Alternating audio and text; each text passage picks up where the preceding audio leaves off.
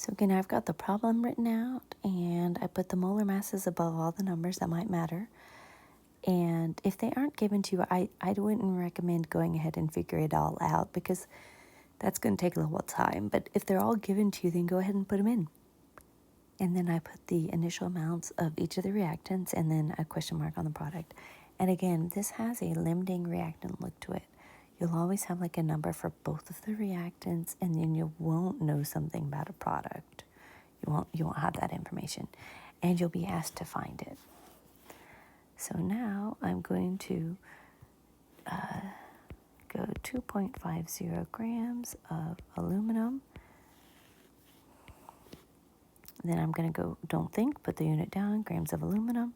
You always head towards moles. Once I get to moles, I can switch to something else.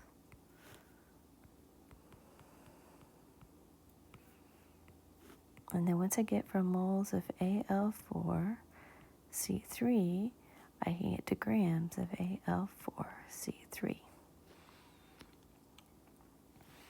And then I'm going to use my numbers here, 26.98 in 1 mole. And then this is 4 to 1. That's an understood one there.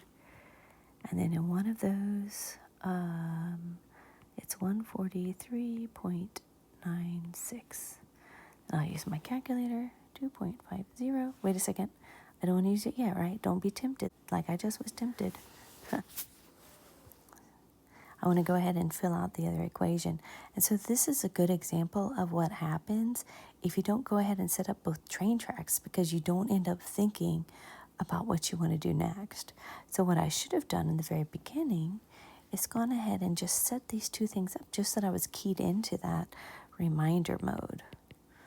So that's grams of carbon, moles of carbon, moles of carbon, moles of Al4C3, moles of Al4C3, grams of Al4C3. And then I go back and fill in from the periodic chart. It's always grams in 1 mole. And then my coefficients, 3 to 1. And then grams in 1 mole, 143.96 grams in 1 mole. Now I'm going to put both numbers in and figure out what's going on.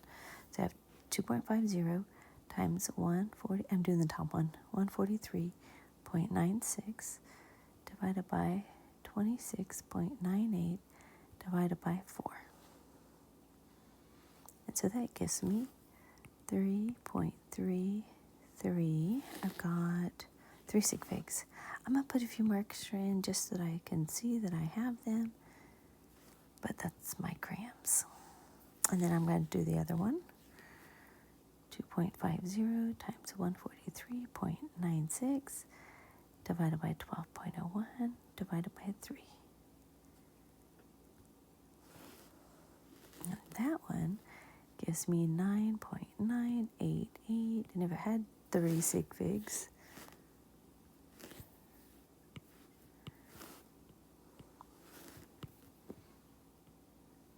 go like that, and the 8 would round it up. But I'm already seeing that this is bigger, so it can't be that number. So this is my theoretical yield. I go to the left side, that's my limiting reactant. I go down, that's my excess reactant. And this X doesn't mean anything.